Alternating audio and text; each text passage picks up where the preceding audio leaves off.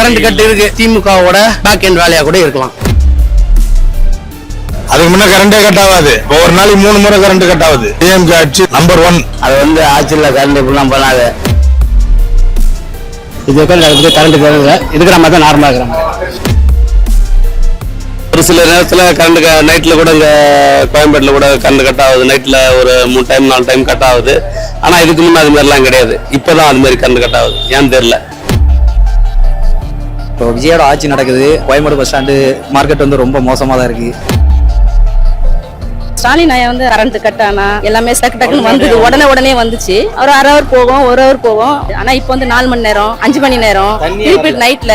இப்போ metro water வர தண்ணியே வரல. 4 நாள் 5 நாளா குடியிருப்புல தண்ணி வரல. மக்கள் எல்லாம் அவதிப்படுறாங்க.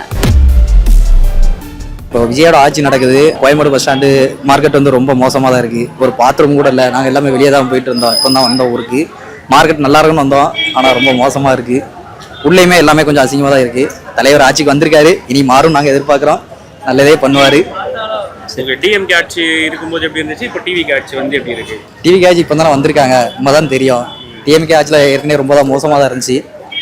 தலைவர் தான் வந்திருக்காரு. தான் ஓன ஆரம்பிப்பார், ஸ்டார்ட் பண்ணுவார். வந்ததுமே அவங்க டீம் ஆக்ஷனில் இறங்கி நான் பார்த்துருக்கேன். தாம்பரம், மதுரவாயில் தொகுதியெல்லாம் கொஞ்சம் பரபரப்பாக வேலை நடக்குது.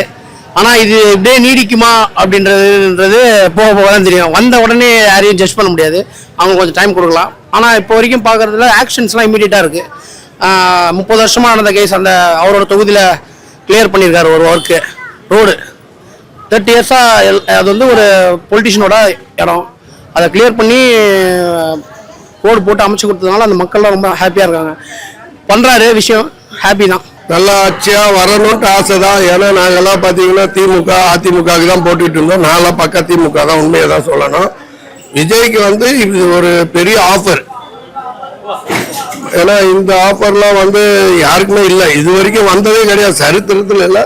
இது அவர் நல்லா பண்ணாருன்னா எல்லாருக்கிட்டையுமே நல்ல பேர் வர்றதுக்கு நிறைய வாய்ப்பு இருக்கு. அரசியலை பொறுத்த வரைக்கும் எப்போ எப்படி மாறுறது தான் சப்ஜெக்ட். எங்களாலலாம் மாற முடியாது. இப்பயும் மாற முடியாது. நாங்களாம் அவ்வளோதான். ஆனா அவர் பண்ணக்கூடியதை வச்சுதான் நம்ம ஏதாவது சொல்ல முடியும். இப்ப வந்திருக்காரு, பண்றதை பார்க்கலாம். எப்படி பண்றாருன்னு பார்த்தலன்னா இப்ப மோஸ்ட்லி பாத்தீங்கன்னா இந்த ஆட்சியில அவர் வந்ததுக்கு காரணமே சின்ன பசங்க. என் பொண்ணே என்னை போட சொன்னா ஓட்டு. அந்த மாதிரி எங்க அப்பாலாம் என் பேச்சை கேட்டு தான் போய் ஓட்டு போட்டிருக்காங்க. அந்த மாதிரி போட்டிருக்கும் போது நிறைய ஓட்டு ஒரு வீட்டுல பாத்தீங்கன்னா குழந்தைங்க ஓட்டு உரிமை இல்லாதவங்க ஜெயிச்சிருக்காங்க இந்த வாட்டி. அந்த பசங்களுக்கு எல்லாம் ஓட்டே இல்லை. ஆனா அவங்கனால சிஎம் ஆயிருக்காரு இப்ப விஜய். கரண்ட் கட் இருக்கு. எதனால இருக்கும்னு உங்களால யோசிக்க முடியுதா? இல்ல அதுதான் ஏன் அப்படி இருக்கு அப்படின்னா அவரு இபிலியோ பவர் ஸ்டேஷன்லயோ ஒர்க் பண்ணல. அவரோட அது ஒரு துறை, ரைட்டா? மேபி இது ஒரு திமுகவோட பேக் எண்ட் வேலையா கூட இருக்கலாம். அது இவர் பேர் பழி சொல்லணும். இவரோட இதை நம்ம இதை டிஸ்கரேஜ் பண்ற மாதிரி இருக்கணும். அவங்கள ஒரு நெகட்டிவ் இதில் கொண்டு போகணும் அப்படின்றதுக்காக கூட இருக்கலாம். ஆனால் அவர் அதுக்கு காரணமாக இருக்க முடியுமான்னு கேட்டால் இல்லை. அவர் எப்படி இருக்க முடியும்? ஆப்வியஸாக இருக்க முடியாது. மேபி ப்ராப்ளம் அது அக்கறாதனால எங்கேயோ இருக்குது. பவர் கட் இருக்குது அப்படின்னா அதை ரொம்ப எஸ்டாப்ளிஷ் பண்ணி எப்படி நல்லது ஸ்ப்ரெட் ஆகுதோ அதே மாதிரி கெட்டதுன்னு சொல்ல முடியாது. ஒரு ஒரு சின்ன ஒரு மிஸ்டேக்காக கூட இருக்கலாம். அது வேகமாக பூம் ஆகும் நல்லதை விட எப்பயுமே. அதுதான். ஸோ அது மாதிரி தான் இப்போ ப்ரொஜெக்ட் ஆகுதே தவிர அது இவர் மேல குறை சொல்ல முடியாது. 200 யூனிட் ஃப்ரீன்னு சொல்லியிருக்காரு. ஓகேங்களா? அது இல்லாத விவசாய கடன் தள்ளுபடி சொல்லியிருக்காரு. 5 ஏக்கராக்கு பார்த்தீங்கன்னாக்கா இருக்கிறவங்களுக்கு ஃப்ரீ, 5 ஏக்கராக்கு மேலே இருக்கிறவங்களுக்கு 50% ஃப்ரீன்ற மாதிரி சொல்லியிருக்காரு. ஒன்னொன்று தான் செயல்முறை பண்ண முடியும். எத்தனை யார் சிஎம் இருந்தாலும் சரி எத்தனை எதுவும் பண்ண முடியாது. படிப்படியாக தான் பண்ண முடியும். ஓகே. ஏன்னா 10 லட்சம் கோடி கடன் இருக்கு. அது எல்லாமே பார்த்துட்டு தான் ஒன்று தான் பண்ணுவார். பார்ப்போம், வெயிட் பண்ணி பார்ப்போம். இதுக்கு முன்னாடி இந்த டிஎம்கே ஆட்சிக்கும் இப்போ இருக்க ஆட்சிக்கும் எதனா மாற்றம் இருக்குது? ரெண்டும் ஒரே சேம் தான். இப்போ அங்கங்கே கரண்ட் கட் ஆகுதுன்றாங்க. அதை பற்றி நீங்கள் இது கரண்ட் தேவை. இதுக்கு நம்ம தான் நார்மலாக இருக்கிறோம். விஜயோட ஆட்சி இப்போ வந்திருக்குது. எதனா மாற்றம் எதனா தெரியுதுங்களா? மாற்றம்லாம் இன்னும் எல்லாம் இருக்கிற ரவுடிசத்தை எல்லாத்துக்கும் வரைக்கும் இந்த பிரச்சனை நடக்கல, அந்த பிரச்சனை எல்லா பிரச்சனையும் நடந்துருந்தாங்குது. 5 வருஷம் இருக்கு. அந்த 5 வருஷத்துல என்னென்ன பண்றாரு, என்னென்ன ஆக்டிவிட்டி பார்த்தீங்கன்னா நம்ம மேலும் வெயிட் பண்ணி பார்த்தா தான் தெரியும். மக்கள் பார்த்தீங்கன்னா ஷார்ட் பீரியட்ல அவர் பண்றது என்னன்னு தெரியாது. அவர் செயல்முறைகள் ஒண்ணுன்னா இப்பதான் அமைச்சர் 23 பேர் வந்திருக்காங்க. இதுக்கப்புறம் அமைச்சர்லாம் வந்து என்னென்ன பண்ண போறாங்க. அந்தந்த எம்எல்ஏ பார்த்தோன்னா அவங்க தொகுதியில் வந்து நல்லா வேலை செஞ்சாங்கன்னா அத்தாட்டி வந்து அவங்க வந்து ஓட்டு கேட்க வேண்டிய அவசியமே இல்லை. மக்கள் தானா வந்து ஓட்டு வந்து போட்டுருவாங்க. டிஎம்கே ஆட்சி தான் நல்லா இருக்கு. அப்படிங்களா? விஜய் ஆட்சியும் மாறினா நல்லா இருக்கும் எல்லாம் எதிர்பார்த்தோம். ஆனால் பட் அது இம்ப்ரூவாக இருந்தது நல்லா நாடு கொஞ்சம். இப்போ என்னக்கா பிரச்சனையா இருக்கு? இப்போதானே வந்திருக்காரு, பார்ப்போமே ஒரு 6 மாதம் 1 வருஷம். அதுக்கு முன்னே கரண்டே கட் ஆகாது. இப்போ ஒரு நாளைக்கு 3 முறை கரண்ட் கட் ஆகுது, என்ன கம்பல்சரி கட் ஆகுது. அப்போ அதெல்லாம் எங்க போறது? அதுக்கு முன்னாடி இருக்க டிஎம்கே இது வரைக்கும் 5 வருஷம் முன்னாடி கரண்ட் எல்லாம் கட்டிங்லாம் கிடையாது, கரண்ட் கட்லாம் கிடையாது. அந்த ஆட்சி நல்லா இருக்குதுன்றீங்களா? இந்த அந்த ஆட்சி டிஎம்கே ஆட்சி ரொம்ப நம்பர் 1. நாளைக்கு மும்மொழி கொள்கை எல்லாம் கொண்டு வந்ததான் நான் உனக்கு பணம் கொடுப்பேன், நிதி கொடுப்பேன்னு சொல்லுவாங்க. அதெல்லாம் இவங்க ஏத்துக்கிறாங்களா இல்லையான்னு தெரியாது. சரிங்களா? இதெல்லாம் எந்த மாதிரியான சூழ்நிலை இவர் கையாள போறாரு?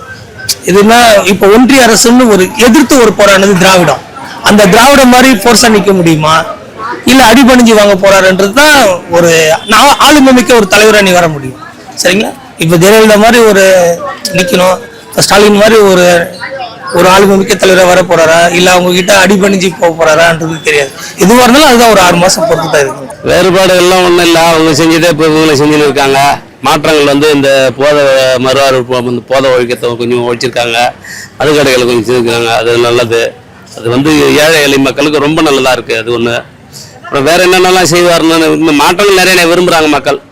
மாற்றத்தை விரும்பினாங்க, அதனால தான் அவருக்கு ஓட்டு போட்டோம் தேர்ந்தெடுத்தாங்க. இப்போ நீங்கள் நல்லா இருக்குன்னு நினைக்கிறேன் ஆட்சி. இனிமேல் நல்லா இருக்குன்னு நினைக்கிறோம். ஆமாம், ஒரு சில நேரத்தில் கரண்ட் நைட்டில் கூட இங்கே கோயம்பேட்டில் கூட கரண்ட் கட் ஆகுது. நைட்டில் ஒரு 3 டைம் 4 டைம் கட் ஆகுது. ஆனால் இதுக்கு முன்னே அது மாதிரிலாம் கிடையாது. இப்போ தான் அது மாதிரி கரண்ட் கட் ஆகுது, ஏன்னு தெரியல. அதான் இப்போ இன்னும் எப்படியும் ஒரு 2 மாசம் தானே இருக்கு, இன்னும் டைம் கொடுத்து பார்க்கலான்றீங்களா? இல்லை ஆமாம், டைம் கொடுத்து பார்க்கணும். இன்னும் நிறைய இருக்குன்னு அதில். இன்னும் அவர் சொல்லியிருக்கிற தேர்தல் வாக்குறுதிகள்லாம் நிறைய இருக்குல்ல, அது போக தான் பார்க்கணும். எல்லாமே வரதுக்கு தான்.